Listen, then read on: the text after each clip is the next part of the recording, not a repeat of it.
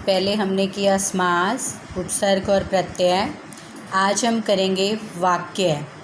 तो वाक्य क्या होता है और वाक्य के कितने भेद हैं, वाक्य बनता कैसे है, ये सब चीज़ें। जैसे हम बातचीत करते हैं, यानी कि जब हमें अपने मन की बात दूसरों तक जब पहुंचानी होती है, तो जो बातचीत हम करते हैं तो हम वाक्यों का सहारा लेकर के बातचीत जो है वो करते हैं। तो बोलते हैं और जैसे जो विभिन्न शब्द होते हैं उनका प्रयोग करते हैं और प्रत्येक शब्द का अपना एक अर्थ होता है। पर वाक्य में आए सभी शब्द जब परस्पर मिल जाते हैं तो पूरा एक विचार, एक संदेश जो है वो प्रकट करते हैं। वाक्य छोटा हो या फिर बड़ा हो, किसी न किसी विचार या भाव को पूर्ण रूप से व्यक्त करने की क्षमता जो है वो रखता है। तो अब जैसे वाक्य जो है उसकी हम सार्थक परिभाषा कैसे बनाएंगे। जैसे हमारे पास सबसे छोटी जो इकाई है वो है वर्ण। सबसे छोटी इकाई वर्ण। वर्णमाला आप छोटी क्लासेस में भी पढ़ते आए हैं। कौन सी होती है वर्णमाला? क ख ग। तो वो है हमारे पास वर्ण। तो जब वर्णों का मेल होता है, वर्णों का जब समूह बनाया जाता है तो वो हमारे पास बन जाता है शब्द। जैसे वर्णों को जोड़ा जाता है, जैसे मैं जोड़ दूँ ग प्लस मैं प्लस ला, तो हमारे पास एक शब्द बन जाएगा गमला।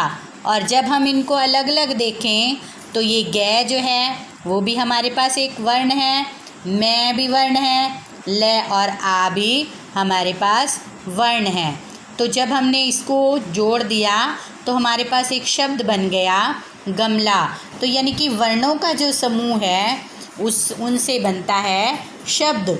और फिर जब शब्दों का समूह जो है, शब्दों का सार्थक समूह जब मिलता है तो वो हमारे पास जो है वो बन जाता है वाक्य। जैसे राम जाता है, तो हमारे पास राम जो है शब्द है, जाता और है ये शब्द हैं। और जब हमने इसको इकट्ठा लिख दिया तो वो हमारे पास जो है वो वाक्य बन जाता है। और इसी प्रकार शब्द जो हैं वो जब मिलते हैं और जब वाक्य के अंदर प्रयुक्त होते हैं तो वो क्या कहलाते हैं? पद बन जाते हैं। और पद मिलकर ही पूरा अर्थ जो है वो प्रकट करते हैं। अब जैसे यहाँ पर मैं उदाहरण देती हूँ कि जैसे राम मैंने यहाँ लिखा, फिर उसके बाद थोड़ा गैप दे करके मैंने लिखा भोजन, फिर उसके बाद थोड़ा गैप दिया और मैंने लिखा खाता, और फिर मैंने लिखा है। तो ये भी हमारा जो है वो जो वाक्य है वो नहीं बना। कैसे नहीं बना? क्योंकि गैप आ गया बीच में और मैंने अंतराल के बाद जो है वो लिखा, या फिर अंतराल के बाद ही जो है इसको पढ़ा गया। जैसे राम, फिर थोड़ी देर के बाद मैंने बोला भोजन, फिर थोड़ी देर रुक करके मैंने बोला खाता और फिर है। तो यानी कि इसमें हमें भाव समझ में नहीं आ रहा कि क्या कहना चाह रहे हैं। तो जब इसको इकट्ठा बोला जाएगा राम भोजन खाता है, तब ये हमारे पास वाक्य है। अब जैसे कई बार हम बोलते हैं चाय और साथ में बोलते हैं वाय, तो चाय वाय पियो।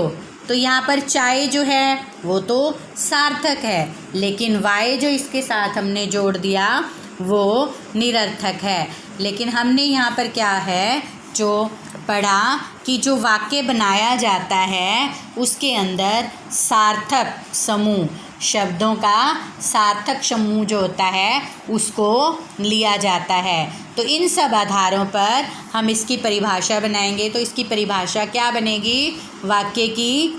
कि सार्थक पदों का ऐसा समूह जो पूर्ण अर्थ तथा भाव को स्पष्ट अभिव्यक्त करे वाक्य कहलाता है।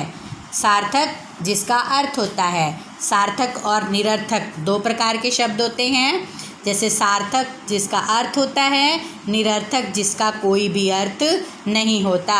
यानी कि इसकी परिभाषा क्या बन गई? सार्थक पदों का ऐसा समूह जो पूर्ण अर्थ तथा भाव को स्पष्ट अभिव्यक्त करे वाक्य कहलाता है। तो ये बात हमें स्पष्ट हो गई। उसके बाद हमारे पास जैसे है कि इसके अंदर कुछ अनिवार्य तत्व भी होते हैं और कुछ इसके जैसे वाक्य के दो अंग भी होते हैं। वाक्य के दो अंग होते हैं, एक तो होता है उद्देश्य और दूसरा होता है विधेय। अब वाक्य में जिसके विषय में कुछ ना कुछ कहा जाता है उसे उद्देश्य कहते हैं। जैसे यहाँ पर है राम पढ़ रहा है। अब राम के विषय में कहा जा रहा है तो कर्ता कौन हो गया? राम हो गया। तो राम जो है वो उद्देश्य है, क्योंकि हमने यहाँ स्पष्ट रूप से पढ़ा कि वाक्य में जिसके विषय में कुछ ना कुछ कहा जाता है उसे उद्देश्य कहते हैं। अब विधेय किसे कहते हैं? वाक्य के अंश में उद्देश्य अर्थात कर्ता के विषय में जो कुछ कहा जाता है उसे विधेय कहते हैं। तो अब ये जो परिभाषाएं ये क्या स्पष्ट करती हैं कि राम जैसे पढ़ रहा है तो राम उद्देश्य है और पढ़ रहा है विधेय है। राम जो है वो करता है और कार्य कौन कौन से कर रहा है? पढ़ रहा है, या फिर हम कह सकते हैं खेल रहा है। तो कर्ता, तो इसका स्पष्ट जो है अर्थ क्या हो गया कि कर्ता जो है वो उद्देश्य है और कर्म और क्रिया जो है वो विधेय होती है। अब वाक्य के दो अनिवार्य तत्व भी होते हैं। अनिवार्य तत्व, अनिवार्य तत्व मतलब जो बहुत ज़रूरी हैं। तो सबसे पहला है पदक्रम, यानी कि पदों का जो क्रम है। दूसरा इसका है वो है अन्विति। तो पहला है पदक्रम। तो पदक्रम क्या होता है? जैसे कि किसी में जैसे जो सामान्य हमारी हिंदी है तो उसके अंदर पदक्रम होता है, यानी कि वाक्य जो होता है उसको व्याकरणिक कोटि पर, जो हमारी व्याकरण की कोटि है, व्याकरण की कोटि है उसके ऊपर भी जो है वो शुद्ध खरा उतरना चाहिए। तो यानी कि पहले कर्ता फिर कर्म, इस तरह से जो है। जैसे राम पुस्तक पढ़ता है तो राम जो है वो करता है, पुस्तक जो है वो कर्म है और क्रिया कौन सी है? पढ़ता है।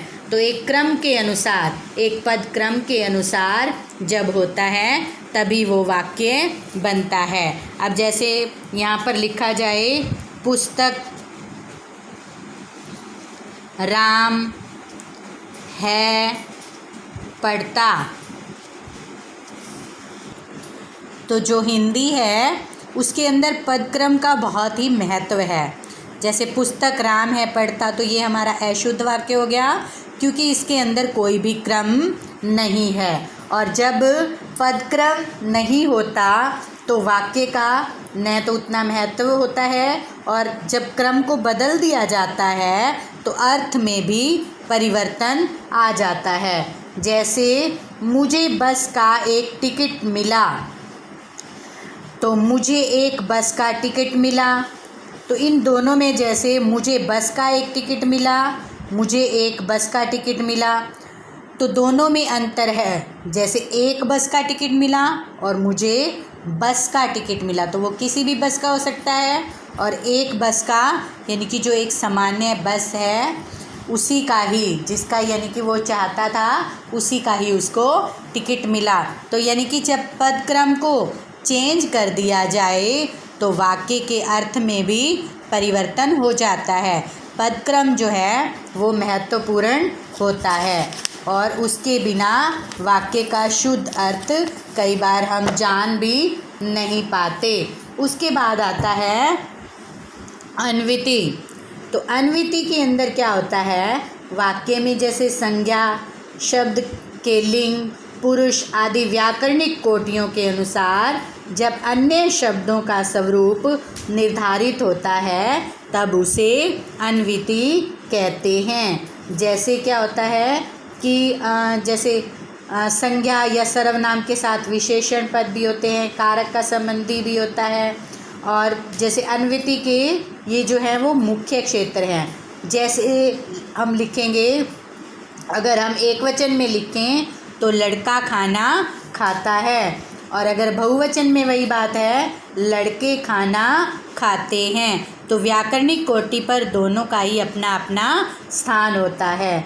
अब लड़कियां जैसे स्त्रीलिंग में उसी को लिखें तो लड़कियां खाना खाती हैं। तो यानी कि जो अन्विति है उसमें क्या होता है कि जैसे जो लिंग है, पुरुष है, वाक्य में संज्ञा शब्द हैं, व्याकरणिक कोटियों के अनुसार जब अन्य शब्दों के स्वरूप में उनको निर्धारित किया जाता है तब इसे अन्विति कहते हैं। तो आज इतना ही।